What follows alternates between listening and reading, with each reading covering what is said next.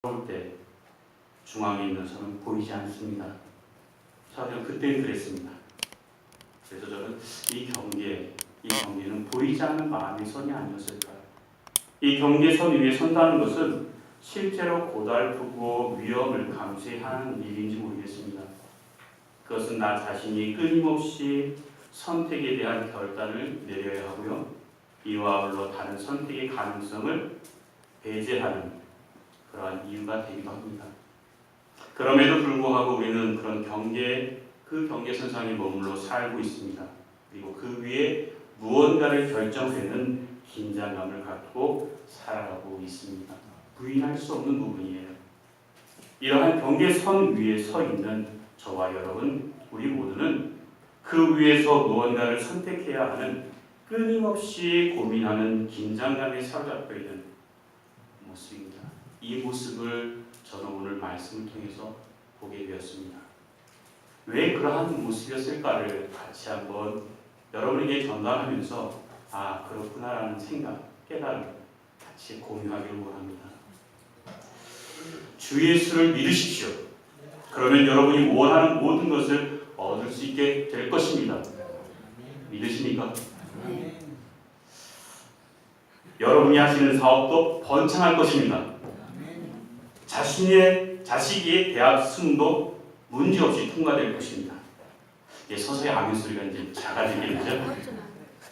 자녀의 직장 취업과 결혼도 걱정하지 않아도 됩니다. 예수 믿으면 축복받습니다. 하나님께서 여러분과 함께 하시기 때문입니다. 분명 여러분은 잘 되실 것입니다. 하늘의 축복을 받아 이 세상에서도 남들과 비교할 수 없는 부족하지 않는 삶을 살게 될 것입니다. 의심하지 말고 믿으시기 바랍니다. 이것이 성숙한 신앙의 믿음입니다. 할렐루야. 아멘. 점점 줄어들어서 요구하는 것을 받는다니, 찾기만 해도 발견할 수 있다니, 문을 두드리기만 해도 열린다니, 믿습니다 한마디에 짠 하고 나타나 바라는 대로 우수수 쏟아지는 그 온 세상의 고백대로 돌아갈 것으로 확실한다는 것. 행복한 순간이 아닐 수 없습니다. 아멘.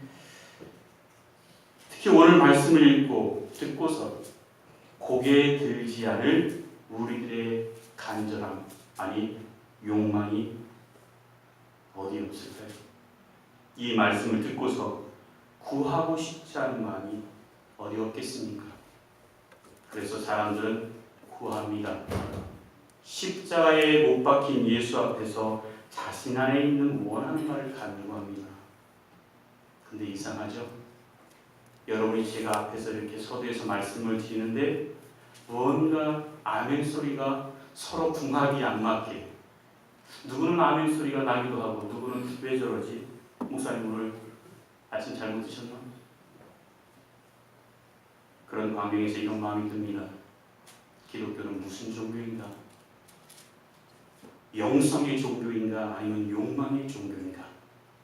여러분 한 번쯤 생각해 보시는 일은 없으셨나요?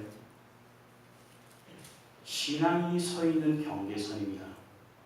한쪽에는 에고를 키우는 길이고 다른 한쪽에는 에고 자아를 줄이는 길입니다. 전자는 나의 뜻을 따르는 길이고 후자는 자신의 뜻이 서서히 무너져 내리는 것입니다. 아버지의 뜻을 따르는 길입니다. 주님은 전자의 길을 택하셨을까요? 후자의 길을 택하셨을까요? 분명 후자의 길을 따르셨습니다. 자신의 목숨까지 내놓은 채 그 길을 선택하셨습니다. 주님은 한결같이 욕망의 종교가 아닌 영성의 신앙, 영성의 종교를 선포하셨습니다. 그런데 우리는 왜 그 길을 걸어가는 것을 싫어할까요? 왜 자꾸만 거꾸로 가고 싶어하는 걸까요? 어째서 영성의 종교가 아닌 욕망의 종교를 따르고 싶은 걸까요? 그래서인가요? 오늘의 말씀을 욕망의 눈으로 보면 정말 요술방망이와 같은 그런 말씀인지 모르겠습니다. 그러나 그 눈을 허물게 되는 순간 이 말씀은 다르게 보일 것입니다. 주님은 사실 말씀을 통해서 온갖 비유로 그 모여있는 사람들, 아니 오늘날 우리에게도 귀한 말씀을 전해주십니다. 하나님의 이치를 밝혀주십니다. 세상 속에 역사하시는 하나님의 이치를 풀어놓고 계십니다. 그런 비유들이 우리가 가진 욕망의 눈을 관통하면, 아니 우리 눈의 그 욕망의 눈을 관통하게 될 때에 왜곡되고 문제가 생기게 됩니다. 주님의 고백 중 이런 고백이 있는 거 여러분이 잘 아실 겁니다. 내 뜻대로 마시고 아버지의 뜻대로 하옵소서. 이런 고백이 우리의 눈과 마음을 통과하면 기가 막히게 변합니다. 아버지의 뜻대로 마시고 내 뜻대로 되기를 원하나이다. 2000년 전에도 숱한 이들이 예수님을 찾아왔습니다. 몸이 아픈 이도 왔고요, 마음이 아픈 이도 왔고요, 삶에 대한 물음을 통해서 도무지 풀지 못한 그 문제를 끌어안고 찾아온 이도 있습니다.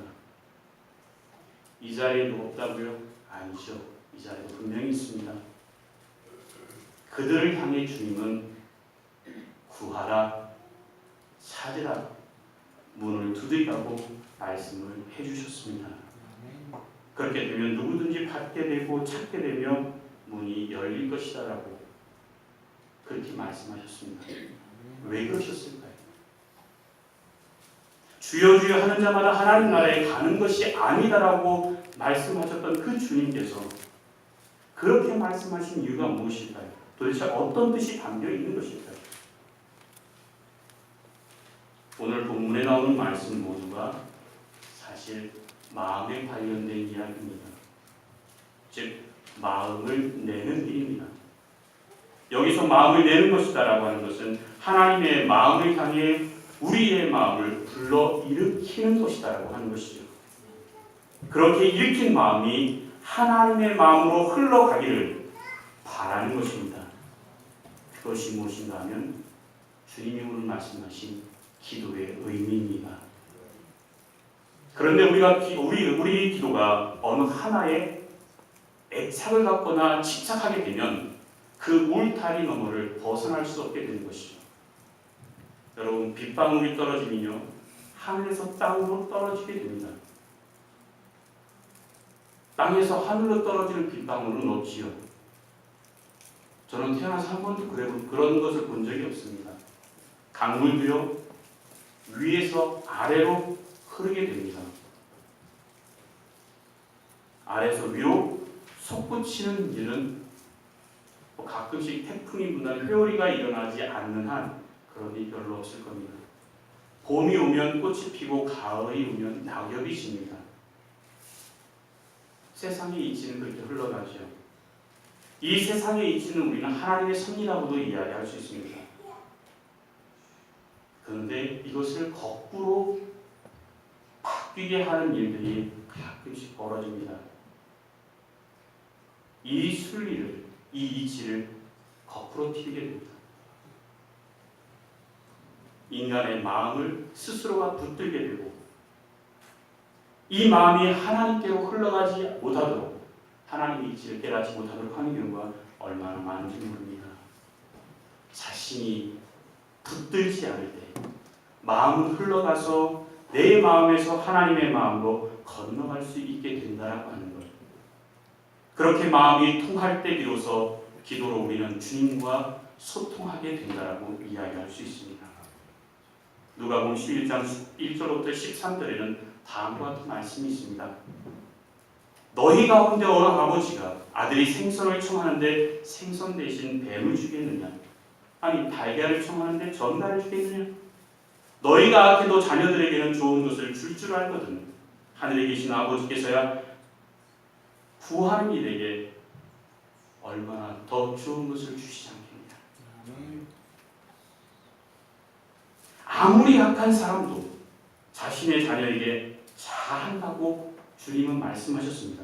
오늘날은 모르겠습니다. 오늘날은 이렇게 살지 않는 분들도 있더라고요. 그러나 성경의 주님은 아무리 악한 사람일지라도 자녀에게는 잘한다라고 말씀하십니다. 왜 그런 말씀하셨을까요? 자기 자신과 자식을 하나로 보기 때문입니다. 하나님도 자녀를 그렇게 보십니다. 둘로 보지 않고 너는 너, 나는 나로 보지 않고 나와 너는 하나다라고 보십니다. 이런 의미 속에 주님은 언제나 성부와 성자가 둘이 아닌 하나임을 강조하고 계셨고 그분의 기도 속에 그분의 역사하심 속에 그분의 복음 사역 속에 이를 증거하고 계시다라고 하는 것이죠. 문제는 바로 우리 자신입니다. 자기 스스로 자신 안에 갇혀 머물게 되고 갇히게 되면 그때서부터 문제가 발생하게 된다라고 하는 것입니다. 신앙인은 성경을 문자만 보는 것이 아니라 문자 속에 담긴 뜻을 헤아릴 수 있어야 합니다. 자, 제가 손가락을 이렇게 내서 여러분 이렇게 지금 여러분 앞에 이렇게 보이겠습니다. 제가 뭘 하고 있는 걸까요? 손가락을 피고 있다. 손가락 뭘? 저는 저기 뒤에 있는 시계를 지금 가리키고 있거든요. 우리가 궁극적으로 찾는 것은 손가락이 아니라 손가락이 가리키는 겁니다. 이것이 가리키는 것을 볼 수 있어야 된다라고 하는 것이죠. 그것이 성경의 말씀에 있는 궁극적인 의미이자 목표일 것입니다. 그래서 성경 곳곳에서 주님은 우리에게 머물러 있지 말라고 말씀하십니다. 이 머물러 있지 말라고 하는 표현은 달리 말하면 내어 맡김을 이야기합니다. 자신을 흘려 내보냄으로 해서 머무는 바가 없게 만드는 것. 그 대표적인 예가 겟세마네 동산에서 예수님의 기도입니다.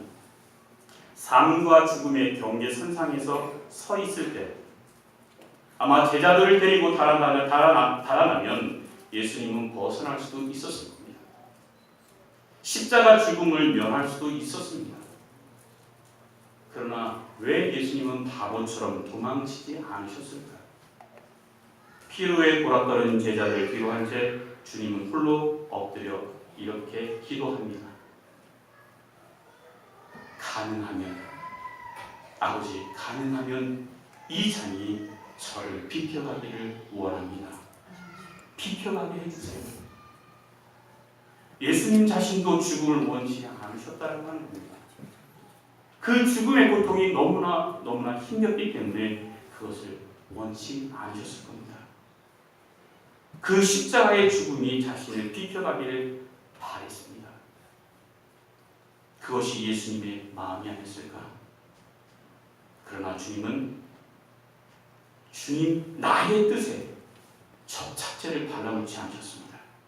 자신의 집착을 허물고 머무는 바 없이 그래서 제 뜻대로 마시고 아버지의 뜻대로 되기를 원합니다라고 그렇게 고백을 하셨던 겁니다.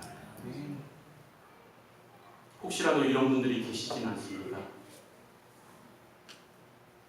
자식이 수능 시험을 치려하는데 어떻게 기도해야 하나요? 아니, 수능 시험뿐만 아니라 우리가 살면서 마주치는 온갖 파도들, 높고 낮은 파도들, 크고 작은 파도들, 그 앞에서 우리는 어떻게 기도해야 하나요? 먼저 여러분의 기도에 손가락을 한번 대어보십시오. 혹여나 끈적끈적한 접착제가 묻어있지는 않은지. 우리 아이가 대학 입시에 절대 떨어져서는 안 돼. 어떤 일이 있어도 합격해야 해. 떨어지는 건 있을 수도 없고 상상조차 할 수도 없는 일이야. 그러니 하나님 꼭 아시죠? 이렇게 마음을 꼭 움켜쥐고 기도하는 경우는 없는지요? 수랑의 백고등이 과연 울릴 수 있을까? 오히려 하나님을 향해 떠나려는 기도를 우리는 스스로 붙들고 마는 셈이 되는 것은 아닐까? 여러분, 하얀 도화지가 있습니다. 그것을 우리는 하나님의 속성이라고 한번 불러보겠습니다. 그 위에 떨어진 검은색 잉크 한 방울. 그것을 나의 집착이라고 봅니다. 집착할 때는요, 나는 잉크 속에 잠기게 되지만 집착에서 벗어나게 되면 잉크의 경계가 서서히 사라지면서 도화지 속으로 스며들게 됩니다. 그제서야 비로소 도화지와 잉크가 하나인 의미를 연출해내게 됩니다.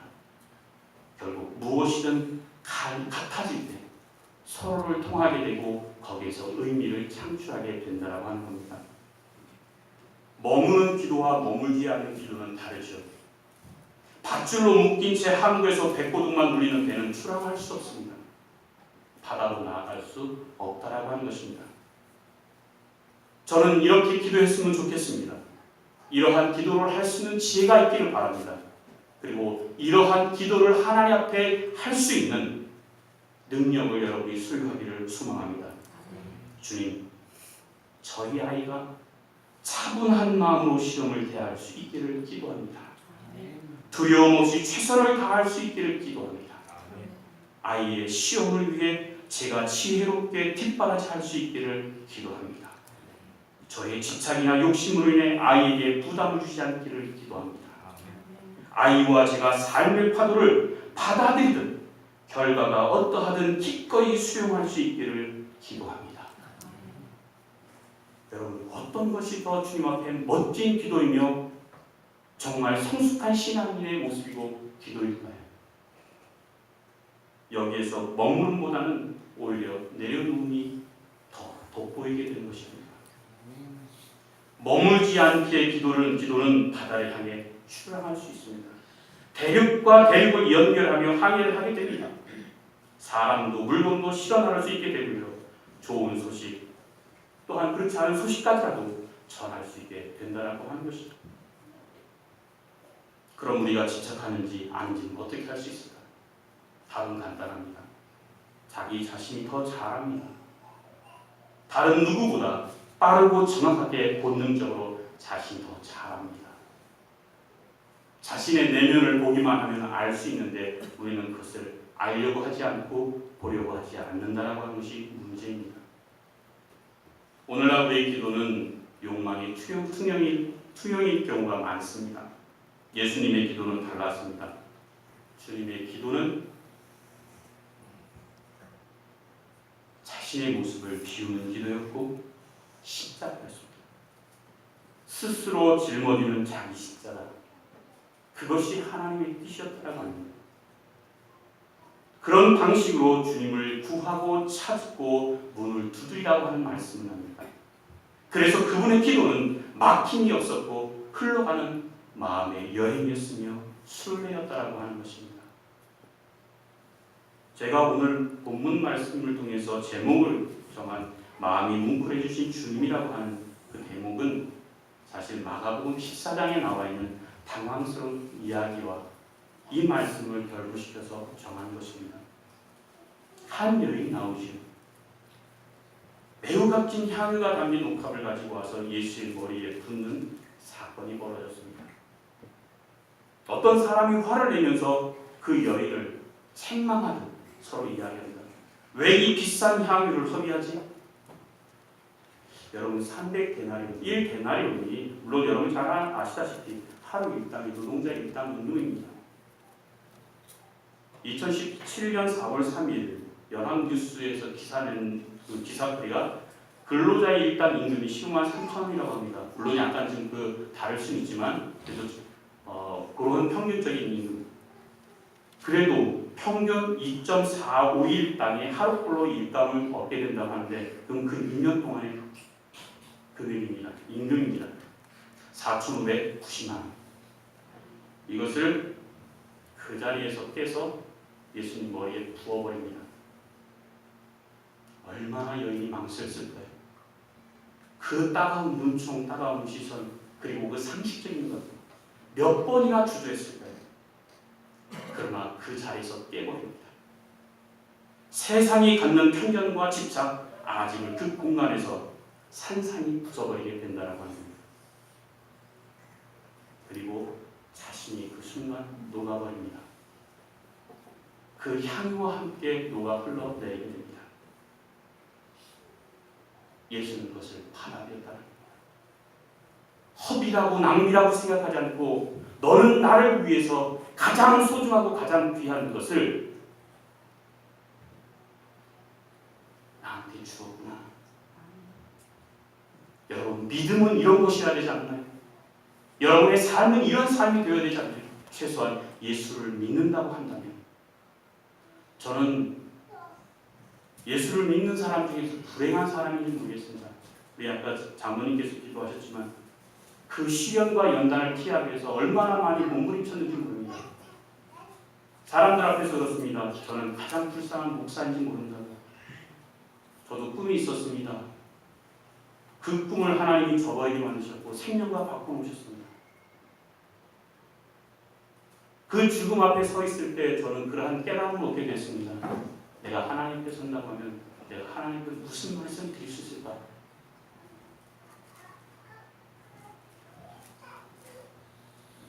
내가 한 것으로 인해서 하나님 앞에 섰을 때 내가 무슨 말을 할 수 있을까? 그런데 한 말도 없더라고요. 아무것도 없더라고요. 하나님께 드릴 말씀이 없어요. 그냥 부끄러운 죄일 뿐. 아니, 천국이라도 들어갈 수 있을까? 그 곁길로라도 천국에 들어갈 수 있으면 좋겠다라는 고백뿐입니다. 내가 목사로 살아왔는데, 내가 신앙인으로 살아왔는데, 정말 솔직한 고백이 나오더라고요. 찬송이요? 찬송이 어떻게 나와요? 내가 아픈데, 내가 고통스러운데, 남이 나를 알아주는 것? 가족도 한계가 있죠. 저희 선친께서도 병환으로 약 한 근 1년 동안 병원에서 생활하시다가 소천을 하셨어요. 정말 오랜 병환 끝에는요, 장사가 없고요, 효자도 없고요, 여러 가지 가지고 힘듭니다. 그걸 너무나도 잘합니다. 그런데 단 한 가지 저에게 주어진 말씀이 있었습니다. 그거는 오직 의인은 믿음으로 말미암아 살리라. 아멘. 네가 아무리 어떤 공로로 네가 잘못했다고 하니 나는 너를 자녀로 삼았잖아. 너는 나를 알잖아. 내가 너에게 성령을 선물로 주었잖아. 그게 저에게 정답이었습니다. 그래서 앞으로 어떻게 살아가야 할 것인가를 고민하게 됐고요. 아닌 것은 아니다라고 이야기를 해야 되잖아요. 하나님 앞에서 아닌 것을 어떻게 기다라고 이야기할 수 있어요? 여러분, 하나님 앞에서 아닌 것을 아니다라고 이야기할 수 있는, 고백할 수 있는 여러분이 되시기를 주님으로 축원을 드립니다. 열왕기하 20장 2절에 이런 말씀을 합니다. 히스기야가 낯을 벽을 향하고 여호와 앞에 기도하여 이르되 여호와여 구하오니 내가 진실로 전심으로 주 앞에 행하며 주께서 보시기에 선하게 행한 것을 기억하옵소서. 히스기야가 심히 통곡하더라. 하나님 앞에 그렇게 기도할 수 있는 여러분 되시길 바랍니다. 그러한 기도를 통해서 주님은 말씀하신다. 여호와의 말씀이 내가 내 기도를 들었고 내 눈물을 보았노라. 내가 너를 낫게 하리라. 여러분, 이게 기도의 멋진 모습이 아닐까요? 뭘 구하려고 해도 소통이 있어야, 교통이 있어야 되잖아요. 그런 거리가 있어야 되지 않겠습니까? 우리 성신교회 성도 여러분께서는 정말 예수 앞에서 멋진 신앙인들이 되시기를 정말 부탁을 드립니다. 아멘. 세상이 말하는 집착을 끊어내면 믿음을 실은 데는 항구를 떠나 기도의 메시지를 전달하여 바다를 향해 출항하게 됩니다. 우리는 수시로 그렇게 기도하기를 바랍니다. 크고 작은 삶의 파도 앞에서 기도를 합니다. 파도를 치워달라고, 파도를 채워달라고. 그런데 주님 우리에게 긍정적으로 건네려 하는 이 파도가 아니라 그 모든 파도를 품고 있는 바다를 보라고 말씀을 하십니다.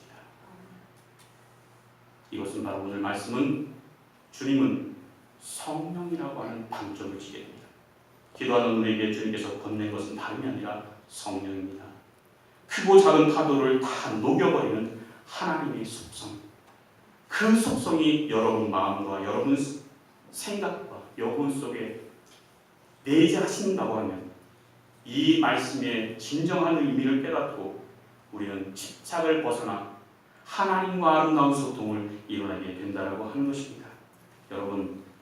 여러분에게 잠시 이 말씀을 좀 소개를 하면서요, 우리가 우리 교회들의 대한 모습을 한번 생각해 보시기 바랍니다. 교황 이노센트 4세와 토마스 아퀴나스, 콘스탄티누스 황제가 지어 갈피에 기증한 라테란 성당 발코니에 서서 이런 대화를 하고 있습니다. 때마침 각국에서 보내온 헌금 주머니들이 성당으로 도착하고 있었습니다. 그것을 바라보고 있던 교황 이노센트 4세가 이렇게 얘기합니다. 선생, 보시오. 베드로 사도께서 은과 금은 내게 없다고 말했는데 지금 교황청은 은과 금이 넘쳐나고 있습니다. 그러자 토마스 아퀴나스가 깊은 한숨을 쉬며 이렇게 대답합니다. 예, 그렇습니다. 그렇지만 교황님, 오늘의 교회는 은과 금은 있지만 대신 안진뱅이에게 일어나 걸으라고 말씀할 수 있는 나사렛 예수 그리스도의 이름 능력을 잃어버리고 말았습니다. 일본의 신학자인 우치무라 간조는 탄식하며 이렇게 얘기했습니다. 나는 가룟유다가 부럽다. 그는 팔아먹을 예수라도 있었지만 현대 교회는 팔아먹을 예수조차 없다. 실존주의 철학자 피에르케고르는 현대 기독교를 향해 냉소적으로 이렇게 말을 합니다. 예수님은 물을 포도주로 만드는 기적을 행했다. 그러나 오늘날의 교회는 더 위대한 능력을 행하고 있습니다. 그들은 그 포도주를 다시 물로 만들어 버리고 있습니다. 현대 교회는 한 번 더 나갑니다. 포도주를 담았던 항아리마저 깨버렸습니다. 그 깨어진 항아리에 목회자도 찔렸고 성도들도 찔렸고 이웃들도 찔렸고 교회 밖에 있는 사람도 찔려 지금 피를 흘리고 있습니다. 그러나 그럼에도 여전히 오늘 주님 말씀을 통해서 교회는 우리의 희망이라고 말씀하십니다. 왜? 성령이 여러분 안에 거하시기 때문입니다. 교회가 피를 흘리는 그리스도의 몸이기 때문입니다. 이럴 때도 예수 다른 이들은 여전히 고백을 해야 합니다. 내가 약한 그때에 강함을 주신다. 예수를 믿는다고 고백할 것이 아니라 예수를 따라야 하는 것. 예수 따르기가 되도록 여러분의 삶을 성령이 이끄시는 그러한 삶으로 살아내시기를 주의 이름으로 축원을 드립니다. 아멘.